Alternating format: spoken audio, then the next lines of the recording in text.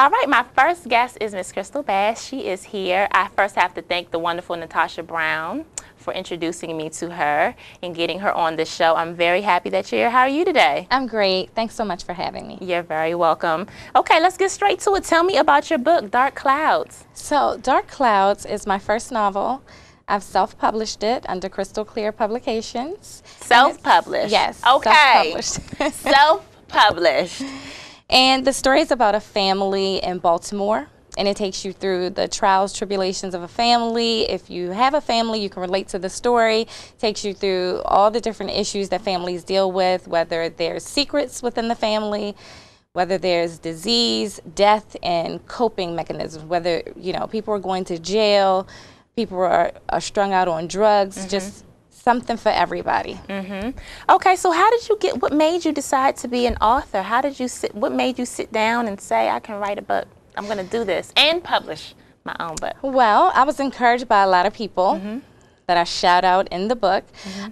First time I knew that I was good at writing was around 3rd grade. My uncle was checking homework with myself and his daughter, and he realized that I was a really good writer. So he encouraged me from a very early age.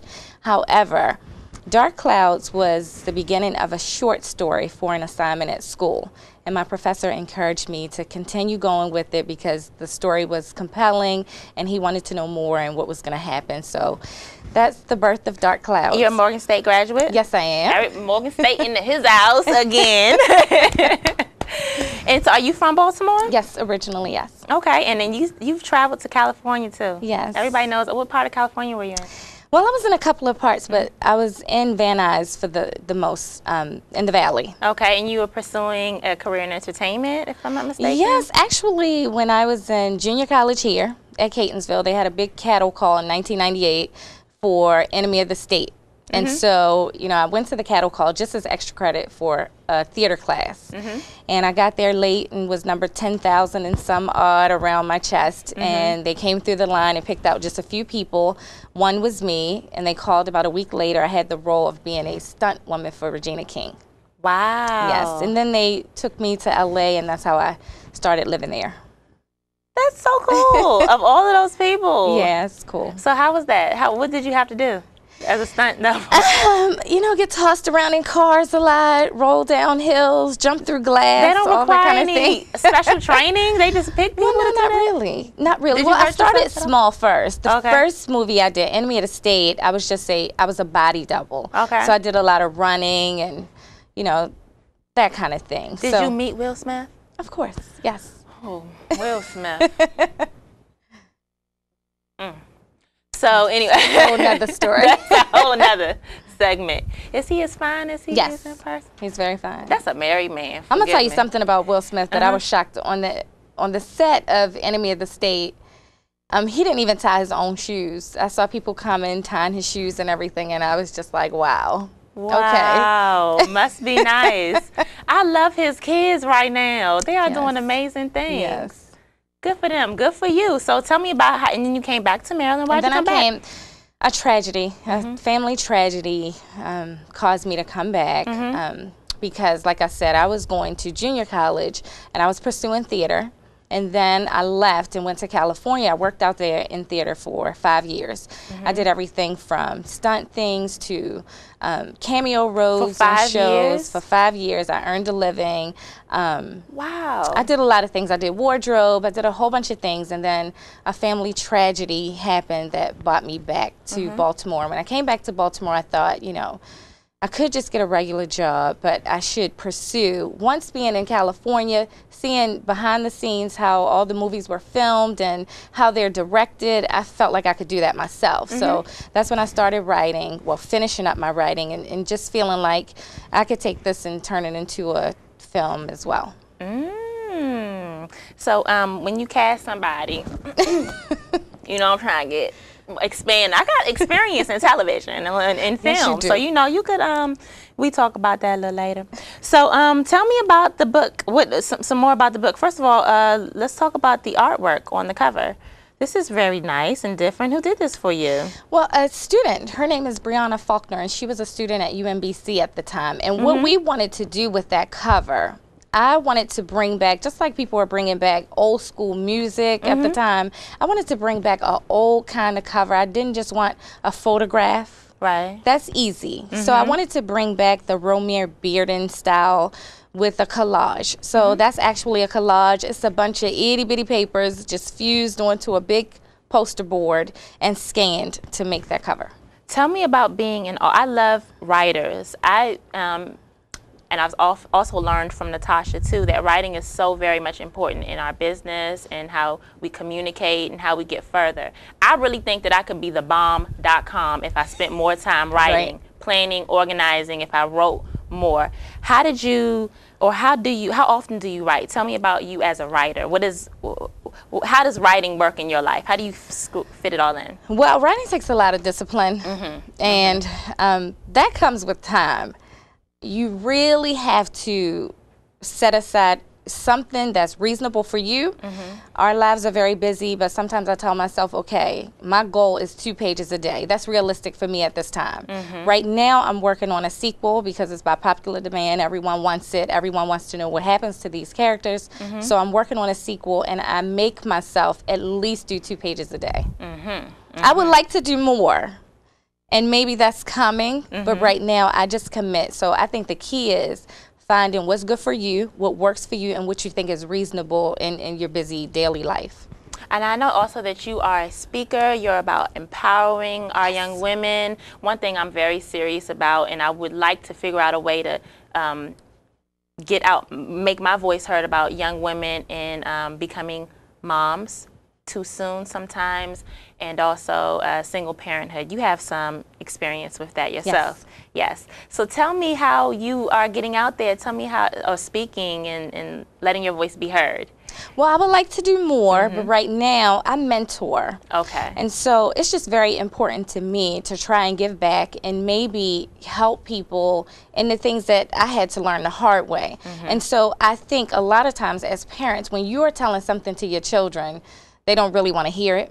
But if they find someone who they feel is nice or, you know, that they can relate to, they listen a little bit more.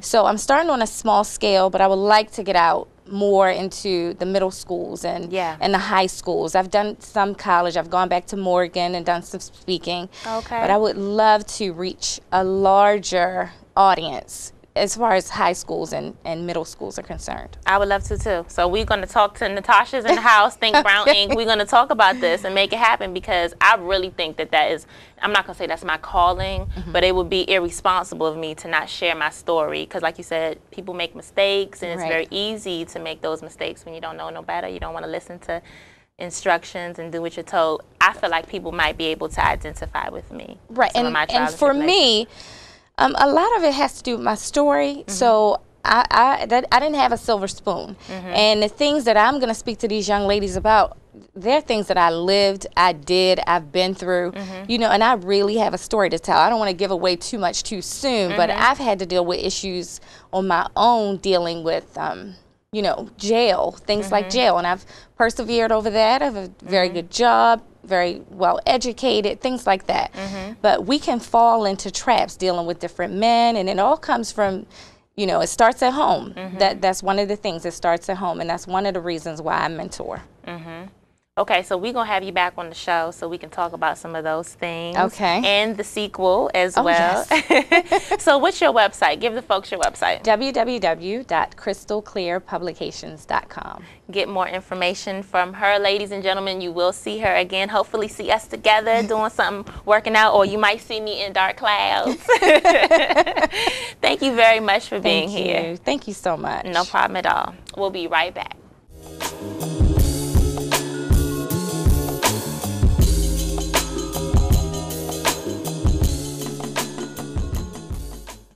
Welcome back. My next guest is A. Jarrell Hayes. Hey, sir, how are you today? I'm doing good. How you doing? Thank you very much for being. I'm doing good. Thank you very much for being here.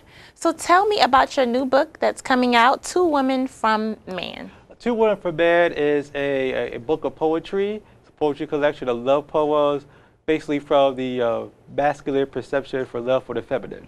It's broken down to 4 categories. It's romantic love, requited love, there's sexual love, and there's also love for the family. What was the second category? Unrequited love. Unrequited? Unrequited love, like love that you have for someone, but you don't feel the same way back. That's a good one. Yeah, so it's about that heartache that you feel, but you still love the person. How did you get into writing poetry? I got into writing. Well, you write poetry and stories. Yeah, too. I write fiction. I got into writing poetry because growing up, I had a speech impediment. So for me, it was the easiest way for me to express myself was through my poetry.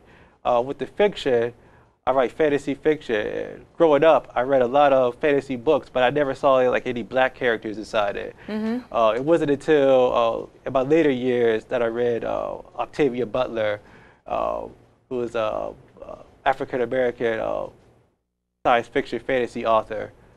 So, but growing up, I was like, man, where's the black people? So I ended up having my black people in my black and your fantasy my books, black fantasy stories. You know, I was reading some of your synopses. Those sounds like some possible Harry Potter like movies one day. Have you ever considered your stuff going on to production? Oh yeah, I would definitely love to have one of my books in a movie.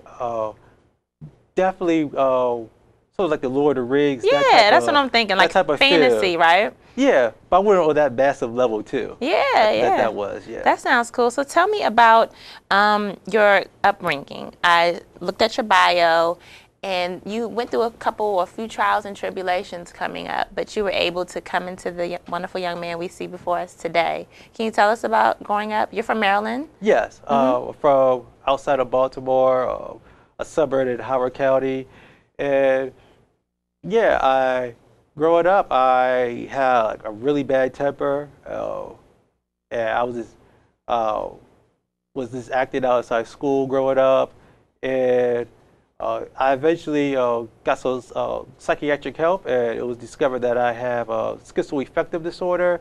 I was diagnosed with that. How old were you when you were diagnosed with that? I was around 12. Wow. And what schizoaffective disorder is kind of like a combination between bipolar and schizophrenia. So you went a lot of years with not even knowing that. That had to be pretty serious for you and your family too to deal with. Yeah, definitely, because they didn't know what was wrong. Right, but they knew something was wrong until so we went with that. I got treatment for that, and from there, you know, sometimes the treatment was tough. I had to be institutionalized a couple of times. Institutionalized, like you had to stay away from home for a period of time. Yeah, stay away from home for a period of time. The longest was roughly 2 years, almost 2 years at one time. And all that was, it showed me that, you know, that I had to actually understand what was going on inside with me. And I think that was helped me, because otherwise I don't think I would have known exactly all the changes that I was going through. And once I understood the symptoms that I have, I was able to, you know, manage them a little bit better, and I was able to get my anger under control by using coping skills, different coping skills that I picked up, and yeah. Tell me about that turning point that you talked about in one of, I believe it was some sort of group session. You were hearing stories and you decided, you know, you had to do better. You had to try a little bit harder. Tell us about the turning point for you. Yeah, it was the group meeting, and one of the faculty members there said that 80% of because I was in an all young men area, so 80% of the young men here, once they get released, would either be back within a year, in prison, or dead. And that was basically the statistics that he said, and that was a turning point for me, because I always been kind of anti-authority somewhat. So I was just like, you know what? If people think I'm going to fail, then I'm going to succeed. And that was my mindset. And once he said that, I was like, I'm going to be that 20% that never comes back. And once I left, I never came back. I got my act together. I was able to finish high school.